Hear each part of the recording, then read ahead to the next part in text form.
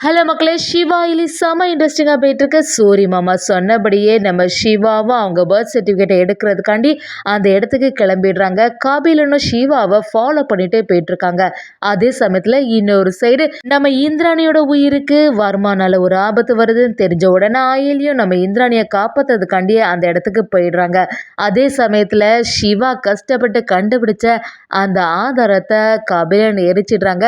ஒரு கட்டத்தில் செம அதிரடியாக நம்ம சூரிய நாராயணன் உதவினால நம்ம ஆயிலியும் சிவாவும் உண்மையை நிரூபிச்சிட்டாங்கன்னே சொல்லலாம். சிவாவும் ஆயிலியும் அந்த வீட்டோட இருக்க போறாங்கன்னே சொல்லலாம். வீடியோக்குள்ள போறக்கூடிய நம்ம சேனலுக்கு சப்ஸ்கிரைப் பண்ணுங்க. அப்படியே பக்கத்துல இருக்க பெல் ஐக்கனை கிளிக் பண்ணிருங்க. அப்பதான் நான் போடுற வீடியோலாம் உங்களுக்கு நோட்டிபிகேஷனா வரும். நம்ம இந்திராணிய சிவா ஆயில்கிட்ட நீங்க எதுக்குமே கவலைப்படாதுங்க, இன்னும் டைம் இருக்குல்ல, அதுக்குள்ள எப்படியும் உண்மையை நிரூபிச்சிடுவீங்க அப்படிங்கிற நம்பிக்கை எனக்கு இருக்கு அப்படி சொல்லும்போது அயலிக்கு ஒரு ஃபோன் கால் வருது. அதில் அவங்க டீமை சேர்ந்தவங்களும் உங்கள் அந்த பெரியவர் கண்முழிச்சு பார்த்துட்டாரு, உடனே இங்கே வாங்கன்னு சொல்லும்போது அயலியும் சிவா கிட்ட சொல்கிறாங்க. சிவாவும் அயலியும் சேர்ந்து ரொம்பவே சந்தோஷப்பட்டு அந்த இடத்துக்கு கிளம்புறாங்க. அதே சமயத்தில் கபிலனும் இதை பார்த்த உடனே இந்த அக்கா செய்கிறது எதுவுமே சரியில்லை, போகிற போக்க பார்த்தா எப்போவுமே இந்த சிவாவுக்கும் அயலிக்கும் தான் சப்போர்ட் பண்ணிட்டு இருக்கா, எப்படி இருந்தாலும் இவாலாம் இந்த வீட்டை விட்டு வெளியில் அனுப்பலான்னு ஒரு சந்தேகம் தான் அப்படின்னு கபிலனும் யோசனையில் இருக்காங்க. நம்ம சிவாவும் அயலியும் அப்படியே ஹாஸ்பிட்டலில் போய் பார்க்கும்போது சூரி மாமா கண் முழிச்சு பார்க்குறாங்க. அவங்கள பார்த்த உடனே நம்ம சிவாவும் என்ன மாமா இப்போ நல்லபடியாக இருக்கீங்க தானே அப்படி சொல்லும்போது சூரி மாமாவும் அன்னைக்கு நீ வரும்போது நான் உன்னை நம்பவே இல்லை, அந்த கபிலன் எவ்வளோ பெரிய ஆளாக இருக்க போய் என்ன இந்த மாதிரிலாம் செய்திருப்பான், அவனெல்லாம் நான் சும்மாவே விட போகிறதில்ல அப்படி சொல்லும்போது நம்ம சிவாவும் ஆமாம் மாமா எப்படியாவது உண்மையை நிரூபிக்கணும் அப்படிங்கிற எல்லா விஷயத்தையுமே சொல்ல ஆரம்பிக்கிறாங்க. அதை கேட்ட சூரி மாமாவும் எப்படி இருந்தாலுமே நீ தான் உதய பெருமாளோட மூத்த பையன் அப்படிங்கிற விஷயத்த நான் உன்னோட குடும்பத்தில் உள்ளவங்க எல்லார்கிட்டையுமே சொல்ல தான் போகிறேன் அப்படி சொல்லும்போது நம்ம சிவாவும் சரி ஏதாவது ஒரு ஆதாரம் இருக்கணுமே, உங்களுக்கு ஏதாவது தெரியுமா மாமா, உங்களுக்கு தெரிஞ்ச விஷயம் எல்லாத்தையுமே எனக்கு சொல்லுங்க அப்படி சொல்லும்போது சூரிய நாராயணனும் நம்ம சிவாவை பற்றின எல்லா டீட்டெயில்ஸும் சொல்ல ஆரம்பிக்கிறாங்க. அப்படியே நீ இந்த இடத்துல தான் பிறந்த, எப்படி இருந்தாலுமே பிறந்ததுக்குள்ள பர்த் சர்டிஃபிகேட் இருக்கும்ல, அதில் எப்படி உன்னோட அப்பாவோட பேர் உதய பெருமாள் தான் போட்டிருப்பாங்க, அந்த சர்டிஃபிகேட் மட்டும் கிடச்சிச்சின்னா அதை வச்சு எப்படியும் நிரூபிச்சிடலாம் அப்படிங்கிற ஒரு ஐடியாவை சூரிய மாமா கொடுத்த உடனே நம்ம சிவாவுக்கு ஒரு நம்பிக்கை வருது. சரி எப்படியாவது அந்த எவிடன்ஸை எடுத்துடணும்னு சொல்லிட்டு நம்ம சிவாவும் சூரிய மாமா சொன்ன இடத்துக்கு கிளம்புறாங்க. அதே சமயத்தில் கபிலனும் அந்த ஹாஸ்பிட்டலில் இருந்துட்டு எப்படியாவது இதை சூரிய நாராயண் மூலமாட்டு எந்த உண்மையும் தெரியக்கூடாது, இப்போவே அவனை போட்டு தள்ளிடணும் அப்படின்னு ஒரு பிளான் பண்ணி அங்கே வேலை பார்க்கவங்களை கூப்பிட்டு நான் சொல்கிற மாதிரி நடந்தேன்னா நான் உனக்கு 1,00,000 தரேன், அந்த பெட்டில் இருக்காங்கல்ல அவன் உயிரோடவே இருக்கக்கூடாது அப்படின்னு சொல்லிட்டு கபிலனும் அங்கே வேலை பார்க்குறவங்கள்ட்ட எல்லாத்தையுமே சொல்லி வைக்கிறாங்க. கபிலனுக்கும் நம்ம சூரி மாமா சொன்ன விஷயம் எல்லாமே தெரிய வருது. எப்படி இருந்தாலுமே அந்த சர்டிஃபிகேட் அவன் கைக்கு கிடைக்கவே கூடாது, கண்டிப்பாக அவனை ஏதாவது பிரச்சனையில் உண்டு பண்ணணும், என்னைக்கா இருந்தாலும் உண்மையை அவன் நிரூபிக்கவே கூடாது அப்படி சொல்லிட்டு கபிலனும் ஒரு திட்டத்தை போடுறாங்க.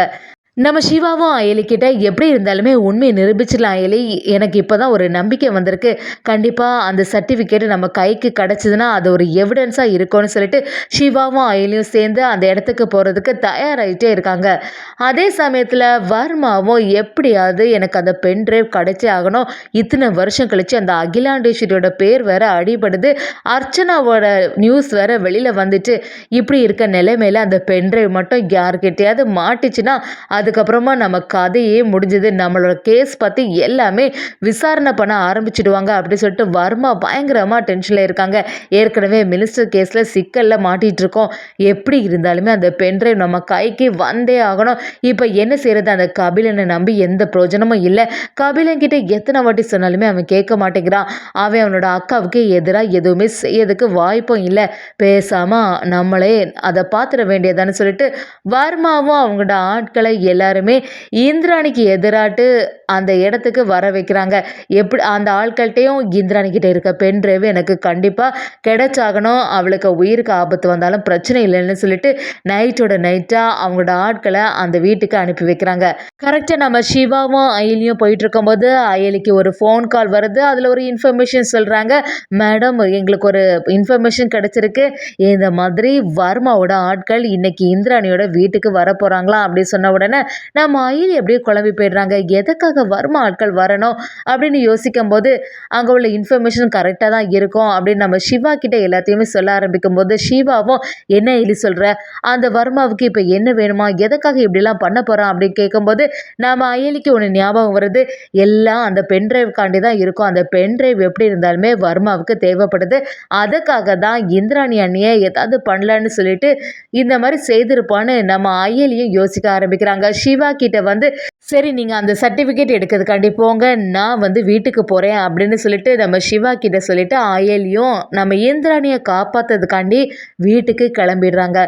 அதே சமயத்துல நம்ம சிவாவும் எப்படியாவது சர்டிஃபிகேட் நம்ம கைக்கு வந்தாங்கன்னு சொல்லிட்டு கிளம்பும்போது கபிலனும் நம்ம சிவாவை ஃபாலோ பண்ணிட்டே போயிட்டு இருக்காங்க.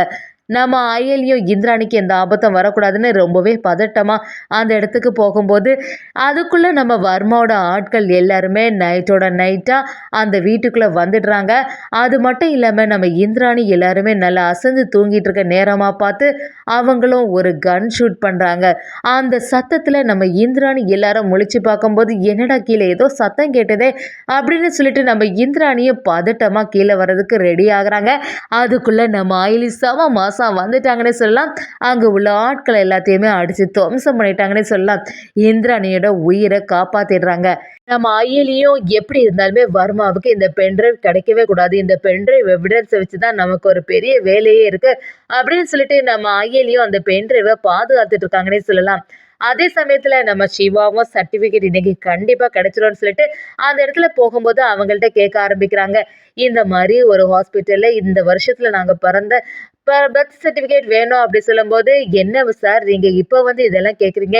எத்தனை வருஷத்துக்கு முன்னாடி உள்ள ஃபைல் நான் பார்த்தா தான் தெரியும் அப்படின்னு சொல்லிட்டு எல்லா டீட்டெயிலையும் நம்ம சிவா கிட்ட கேட்க ஆரம்பிக்கும்போது, ஒரு கட்டத்துல அங்க உள்ளவங்களும் பழைய ஃபைல் எல்லாம் இந்த ரூமுக்குள்ள தான் நாங்க வச்சிருக்கோம். வேணும்னா நீங்களே தேடி பார்த்துக்கோங்க அப்படின்னு சொல்லிட்டு நம்ம சிவாவை அந்த ரூமுக்குள்ள அனுப்புறாங்க. சிவாவும் அந்த ஃபைல் எல்லாத்தையுமே புரட்டி பார்க்கும்போது கிடைச்ச மாதிரி இல்ல. ரொம்ப நேரம் தேடின அப்புறமா ஒரு ஃபைல் கைக்கு படுது. அத பார்க்கும்போது கரெக்ட்டா சிவா சன் ஆஃப் உதய பெருமாள் அப்படிங்கிற எல்லா டீட்டெயில்ஸுமே அந்த பர்த் சர்டிஃபிகேட்ல இருந்த உடனே அதை பார்த்த சிவாவுக்கு பயங்கரமா சந்தோஷமாகுது. நம்ம நினைச்ச மாதிரி தான் இருக்குது. இதை உடனே ஒரு ஃபோட்டோ எடுக்க வேண்டியது தானே அதுக்காக ரெடி ஆகுறாங்க. ஆனால் கபிலன் எல்லாத்தையுமே பின்னாடி இருந்து நோட் பண்ணிட்டு இந்த சிவாவுக்கு இந்த ஆதாரம் கிடச்சிட்டா இவனெல்லாம் சும்மாவே விடக்கூடாதுன்னு சொல்லிட்டு கபிலன் அப்படியே நம்ம சிவா கையில் இருந்த அந்த பர்த் சர்டிஃபிகேட்டை வாங்கிடுறாங்க. சிவாவும் கபிலா இந்த வேலையெல்லாம் செய்யாத விட்டுரு அப்படின்னு சொன்னாலுமே கபிலன் விடுற மாதிரி இல்லை. என்கிட்ட இருந்து முடிஞ்சா வாங்கிக்கோன்னு சொல்லிட்டு அந்த இடத்துல இருந்து ஓடிடுறாங்க. ஆனால் நம்ம சிவாவும் கபிலனை துரத்திட்டே வராங்க. ஒரு கட்டத்தில் கபிலனும் அந்த பேப்பரை நம்ம சிவா கிட்ட காட்டி இந்த சர்டிஃபிகேட் இருந்தால் தானே உன்னால் உண்மையை நிரூபிக்க முடியும். இனிமே இது மண்ணோட மண்ணாக போக போகுது எரிஞ்சு போக போகுது அப்படின்னு சொல்லிட்டு அந்த சர்டிஃபிகேட்டை எரிக்க போகிறாங்க.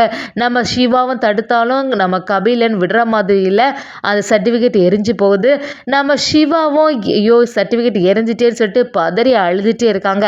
ஆனால் கபிலனும் அதை பார்த்துட்டு என்னைக்குமே நீ அனாதை பையன்தாண்டா உன்னால் நிரூபிக்கவே முடியாதுன்னு சொல்லிடுறாங்க. என்னதான் இருந்தாலும் நம்ம அயலி செம மாசாட்டி இந்திராணியை காப்பாற்றினது மட்டும் இல்லாமல் சூரிய மாமாவையும் காப்பாற்றி ஆதாரத்தோட சிவா தான் அந்த வீட்டோட வாரிசு சொல்லிட்டு நிரூபிச்சிட்டாங்கன்னே சொல்லலாம். இதை கேட்ட இந்திராணி அதிர்ச்சியாகி நம்ம சிவாவும் அயலியும் அந்த வீட்டோடையே இருக்கிறதுக்கு சம்மதிக்கிறாங்கன்னே சொல்லலாம்.